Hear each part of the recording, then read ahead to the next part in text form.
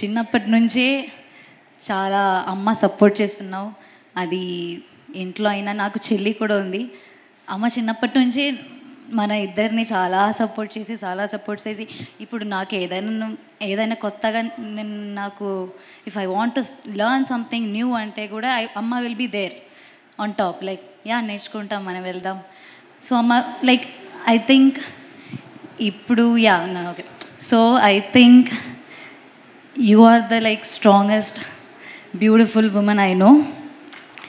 And ఈ journey అయితే నాదే, కానీ the strength behind in its all yours.